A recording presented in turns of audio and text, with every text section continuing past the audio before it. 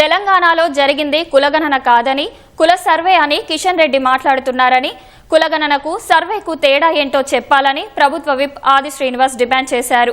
ఢిల్లీలో బీసీల ధర్నాకు రాని బీజేపీ, బీఆర్ఎస్ నేతలు ఇప్పుడు కులగణన గురించి మాట్లాడడం విడ్డూరంగా ఉందని ఆరోపించారు.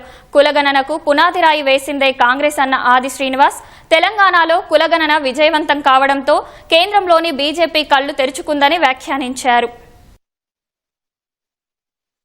బడుగు బలహీన వర్గాలందరూ కూడా కాంగ్రెస్ వైపు నిలబడుతున్న చెప్పిన ఒక భయంతో బీజేపీ ఇప్పటికైనా కళ్ళు తెరిచి జనాభా లెక్కలతో పాటు మేము బలహీన వర్గాల సంబంధించిన కులగణన కూడా చేస్తామని చెప్పనేటి మాటను స్వాగతిస్తున్నమాట సందర్భంగా చెబుతూ, ఇక్కడ కిషన్ రెడ్డి గారు ఒక కేంద్ర మంత్రిగా తెలంగాణలో జరిగింది కుల సర్వే, కులగణన కాదనంటున్నారు.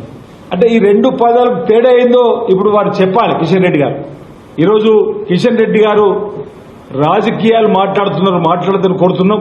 మీకు బీసీల పైన మా పైన చిత్తశుద్ధి ఉంటే మీ ప్రభుత్వానికి వీలైనంత తొందరలో కులగణన జరిపి ఈరోజు రిజర్వేషన్లు పెంచి చూపించాలి తప్ప ఈ విధంగా మీరు మాట్లాడడం సబబు కాదన్నమాట సందర్భం చెప్తూ